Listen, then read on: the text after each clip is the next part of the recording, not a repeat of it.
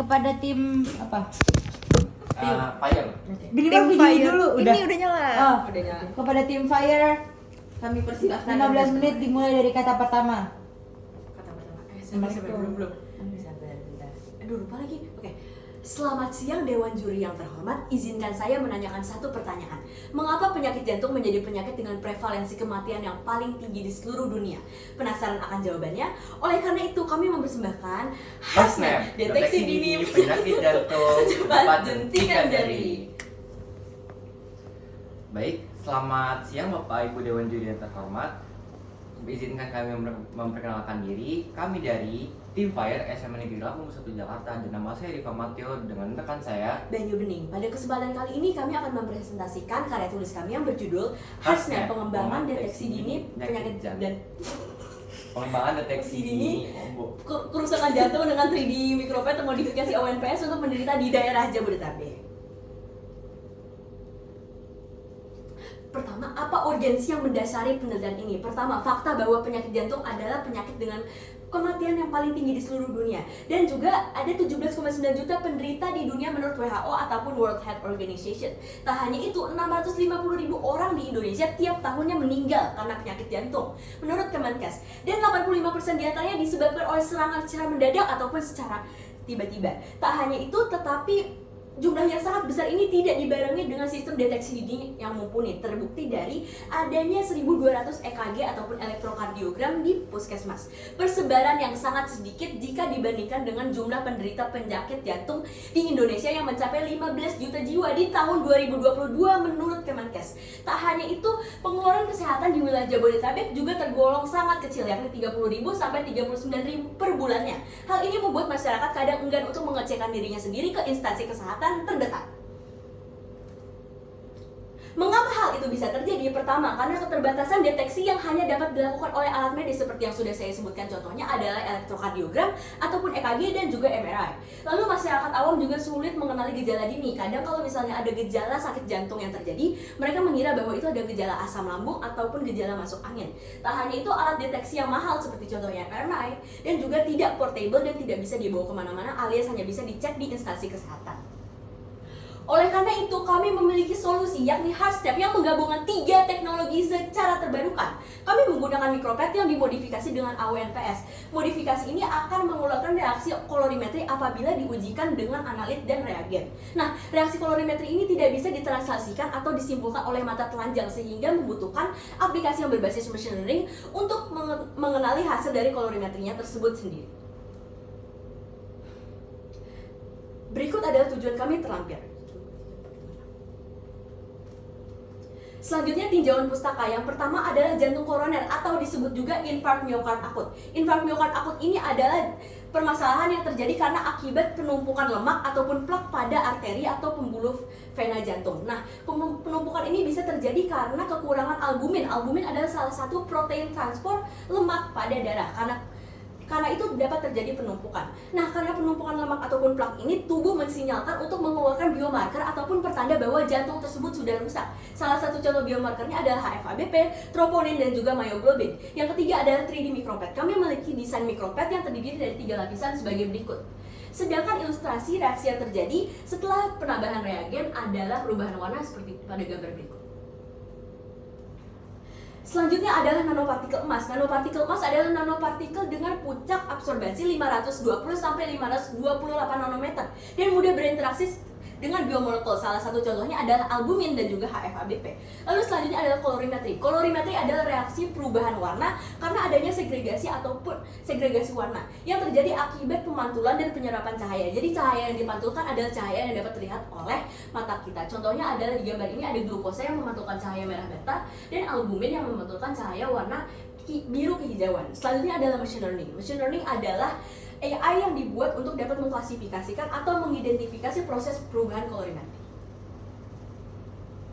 Selanjutnya oleh metode yang pertama adalah fabrikasi atau pembuatan 3D micropet. Kami menggunakan kertas saring Whatman kami menggunakan kertas saring Whatman nomor 1 di laboratorium, lalu kami print menggunakan inkjet printing untuk menghasilkan pola sebagai berikut.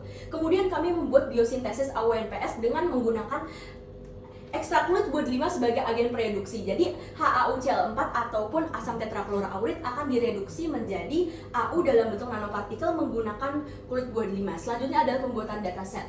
Datasetnya kami buat dengan cara memodifikasi mikropet dengan AONPS. Kemudian AONPS tersebut dilapisi oleh anti-albumin sehingga apabila diteteskan dengan albumin dapat terjadi penggumpalan dan terjadi reaksi kolorimetri seperti pada gambar berikut. Lalu metode pembuatan aplikasi, kami menggunakan framework Flutter untuk membuat aplikasinya. Nah, pertama kami harus mendesain dulu mockup dari aplikasi menggunakan Figma. Lalu setelah didesain menggunakan Figma, kami akan membuat codingannya itu dari Flutter. Nah, lalu untuk database-nya kami menggunakan Firebase karena lebih mudah dan cepat. Lalu untuk machine learning ya kami menggunakan Python dengan total 32 dataset per kelasnya. Atau kalau ada 5 kelas, maka setelah diaugmentasi dengan penambahan brightness, penambahan rotation, contrastnya dikurangi dan ditambahi, maka total ada 1500 dataset untuk machine learning ini. Nah, mengapa kami mengaugmentasi datanya? Agar datanya lebih variatif. Total ada 132 data normal, 132 data asli, lalu diaugmentasi agar model dapat belajar data yang lebih variatif lagi. Lalu ini merupakan screenshot dari Visual Studio Code yang menampilkan kode dari framework Flutter. Nah, lalu ini merupakan contoh augmentasi yang kami buat. Nah, di sini ada augmentasi hasil dari foto yang di brightness-nya dikurangi, lalu ada yang ditambahi dan lain-lain. Nah, lalu setelah diaugmentasi menjadi 1500 data tersebut akan di-split dengan perbandingan 70 banding 15 banding 15. Nah, 70-nya untuk data tes, 70-nya untuk data training, 15-nya untuk data tes, dan juga 15-nya lagi untuk data validation. Nah, lalu hasil dan pembahasannya, AONPS ini berhasil terbentuk sesuai dengan hasil dari VIVIS tersebut. Dapat dilihat bahwa puncak absorbasinya berada di titik 520 sampai dengan 528 nanometer sesuai dengan nilai besar yang tadi rekan saya sudah jelaskan. Nah, lalu ini merupakan uji sensitivitas dari kertasnya. Ini merupakan uji seberapa responsif kertas untuk merespon perubahan warnanya. Nah, dapat dilihat ini merupakan data yang sehat, data yang kecil, menengah, dan tinggi. Semakin besar perubahan warnanya, itu semakin pekat perubahan warnanya, maka itu menunjukkan semakin sehat jantungnya. Karena semakin banyak albumin, maka semakin sehat pula. Karena semakin banyak albumin, maka asam lemaknya itu ditransportnya dengan baik. Tidak ada penumpukan asam lemak di dalam darah. Nah, lalu ini merupakan persentase akurasi dari machine learning-nya. Nah, kami menyadari bahwa persentase akurasi dari machine learning kami itu 100%. Yang bukan merupakan hal yang baik. Persentase akurasi mesin 100% itu menunjukkan bahwa model kami ini overfitting. Nah, mengapa hal itu bisa terjadi? Karena data asli dari mesin kami itu kurang variatif, hanya 122 data di totalnya. Dan juga setelah didokumentasi itu tidak terlalu membantu karena data mikropaya itu hanyalah kotak terus dengan pola-pola sedikit doang. Itu tidak terlalu membantu mesinnya untuk memahami modelnya.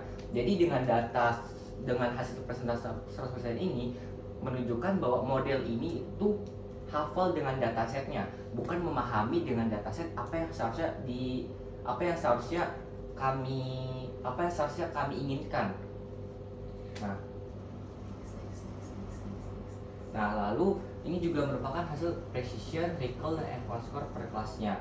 Ini menunjukkan hasil data yang overfitting tadi. Nah, bagaimana cara agar data ini tidak overfitting? Seharusnya yang kami lakukan adalah kami memiliki dataset yang lebih beragam. Seharusnya dengan dataset yang lebih beragam, dengan variasi background lagi, variasi foto, variasi dari arah angle fotonya dan segala-galanya, itu akan memberikan persentase yang tidak 100%. Namun saat digunakan di lapangan, jika persentase akurasi itu dari 80% sampai 85 ataupun 90% itu lebih baik karena model itu memahami apa output yang kita harapkan seharusnya. Nah, lalu ini merupakan user integrated workflow dari pengguna membeli toolkit HasNet sampai menyimpan data dan memantau data secara berkala. Nah, ini merupakan spesifikasi packaging dari toolcare system. Ada packagingnya, ada tempat untuk membuang limbah, ada 2 kertas micropad, 2 buah lancet, dan juga 2 buah alcohol swab. Selanjutnya adalah mockup aplikasi. Jadi kayak gini-gini. No. Oh. Oh. Katanya mau gini-gini.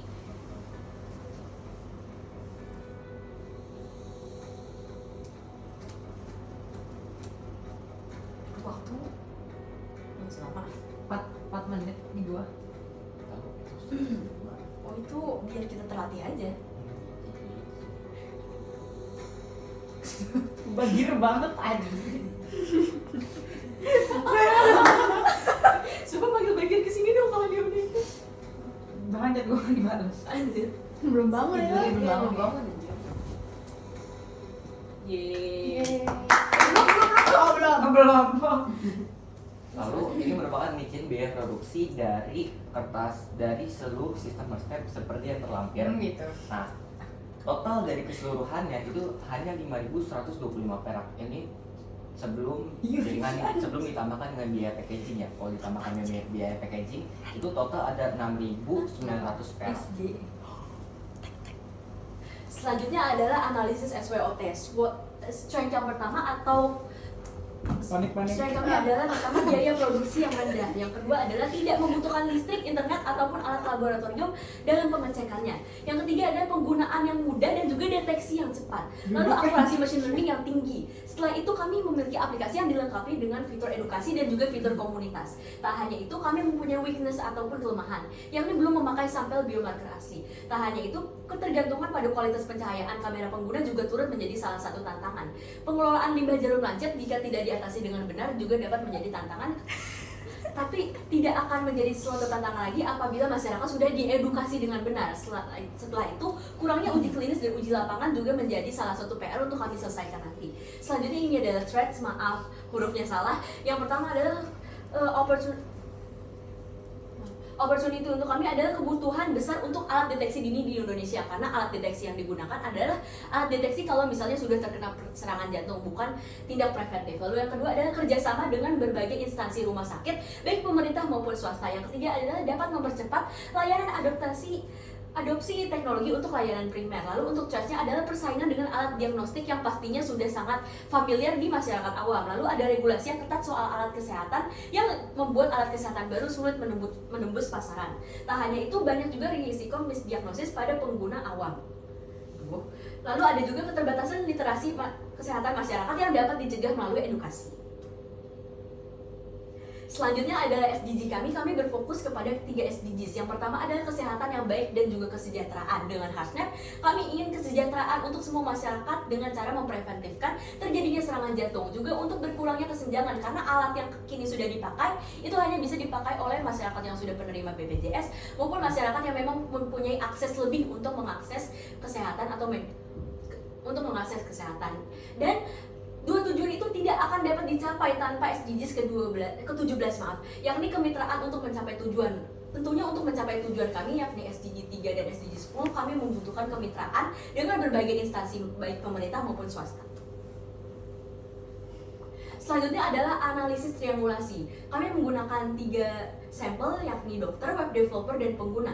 Mereka dari 5 pertanyaan wawancara yang disajikan, mereka dapat disimpulkan satu hal, yakni aplikasi ini layak untuk didistribusikan ke masyarakat awam dengan catatan pengembangan, yakni UI UX yang lebih sederhana dan intuitif, dan juga pengelolaan limbah yang harus tepat sasaran dan edukasi masyarakat yang harus dikencangkan.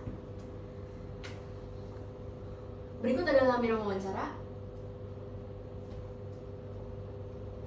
Nah, jadi kesimpulan dari keseluruhan penelitian ini yaitu penelitian ini berhasil mengembangkan sistem deteksi biomarker jantung berbasis micropad AOMPS yang terintegrasi dengan machine learning, terbukti sensitif melalui perubahan warna yang terukur dan akurat dengan performa yellow VN mencapai 95%.